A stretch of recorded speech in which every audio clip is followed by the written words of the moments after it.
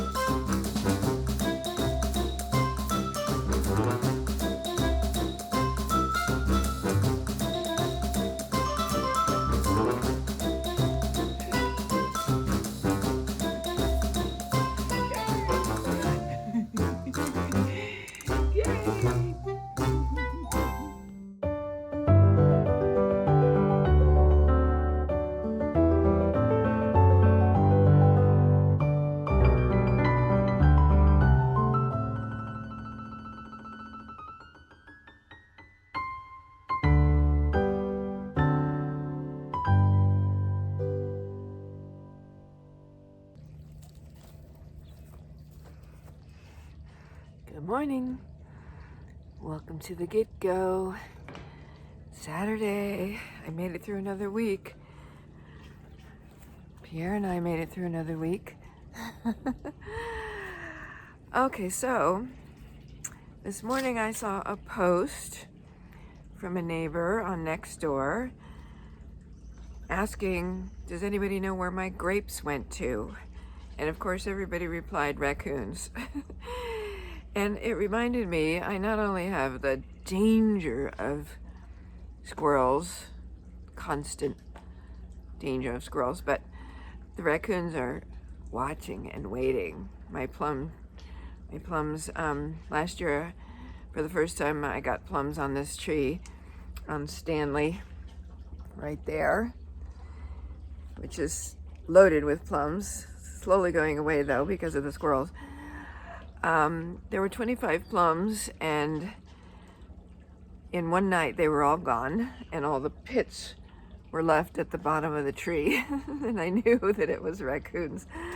So we're gonna make some hay. I'm gonna try to just like ignore all the other pressing chores I have and just work on this sliding barn door mechanism, see if I can actually get it working, because I have to do another one for the other side, and I got to make some hay. So here we go.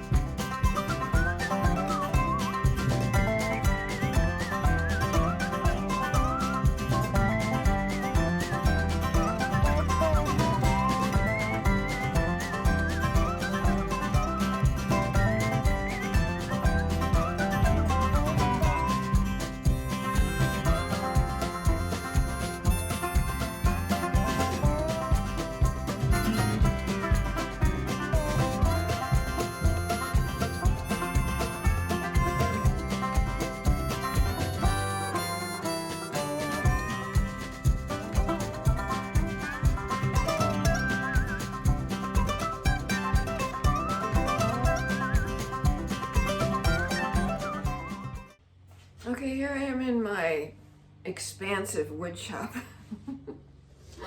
using my meager tools.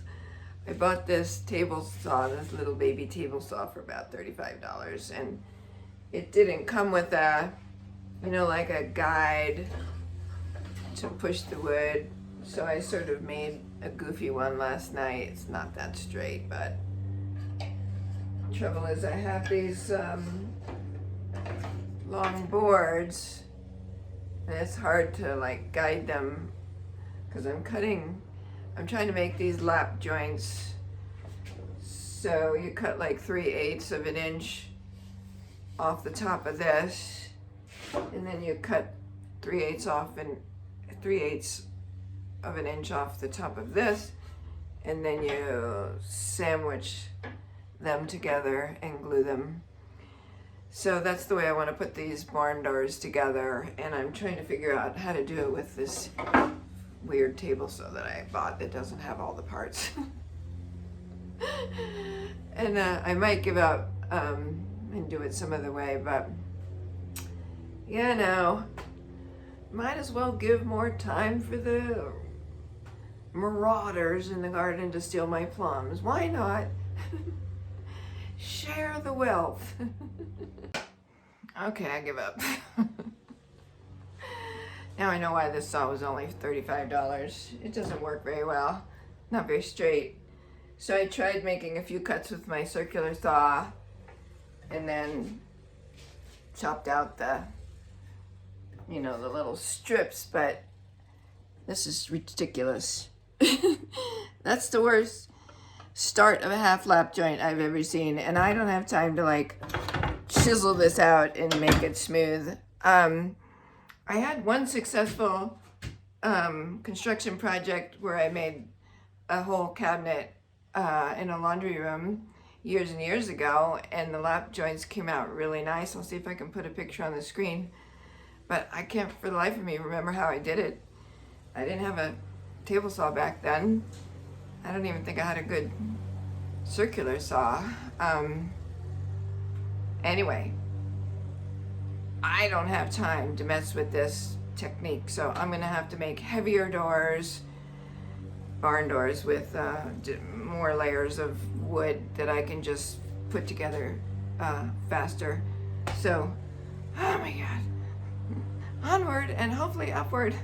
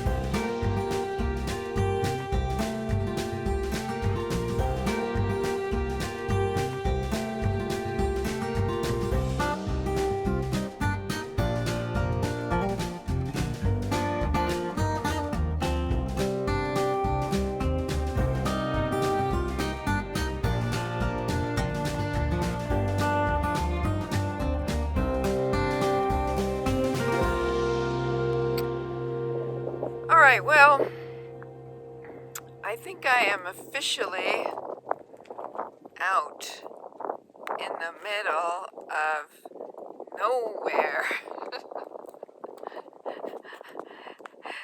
There are no people for miles. There's some cows over there. I don't think they could help me if I needed any help. This is freaking me out a little bit. It is beautiful in an otherworldly sort of way. I'm here at Soapstone Prairie Natural Area. I have to look for rattlesnakes, and God, I feel like I'm on the moon. It looks like there's some beautiful terrain down that way, but I've already come 7 miles into this no man's land, and I'm too chicken. This is a trek for people who like to be out in crazy wildlife with mountain lions and bears and stuff, and I'm not that person. So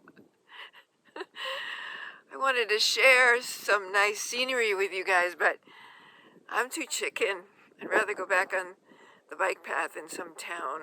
So I think I'm just gonna go home. Sorry. Hey, the day was not all lost.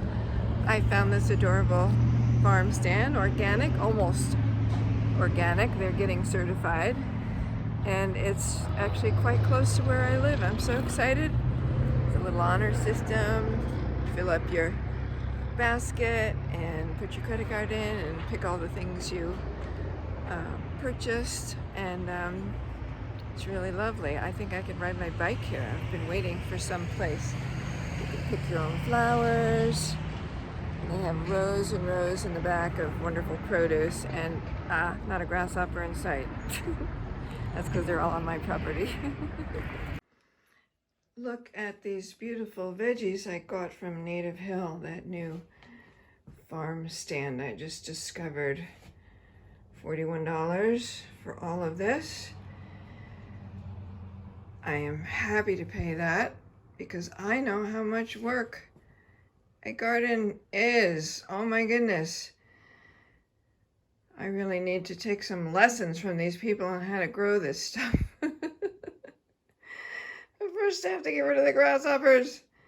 I don't know what they do to combat the grasshoppers. I'm going to have to go pick their brains. Welcome to my studio again in Fort Collins, Colorado. It's Monday, and there's a few art shows that I want to submit art for. I haven't been doing it hardly at all because it seemed kind of pointless during this pandemic and everything, but what the heck, I guess, I don't know. Some people seem to be buying art and getting out there to shows, and so we'll see. But this Yarrow and Hen painting, I'm going to tackle this week because there's a local show, contemporary art show, and so I want to submit this to that, but it's still got a ways to go. I'm hoping to get far enough along this week so that I could submit it. And then there's 2 other shows. So I'm doing the little dance right now. And I have to clean up the floor, which you can't see. A bunch of tools and stuff hanging around. And move my painting table over here so I can work on this painting. And I'm going to share with you some things I did this morning using the UDoodle app. I've mentioned it before. And I want to lighten the whole background of this painting, but I didn't want to do it on the painting in case it wasn't working. So that's what I use the UDoodle app for. because then I can sort of scribble on the image and do what I think I want to do on the painting, but it's just on the app, it's just on an image. So if it doesn't look good, then I won't have wasted all the time painting it on the canvas first. So I'm going to show you that on the screen while I work, and so you can see how I approach that. All right, gotta get rolling.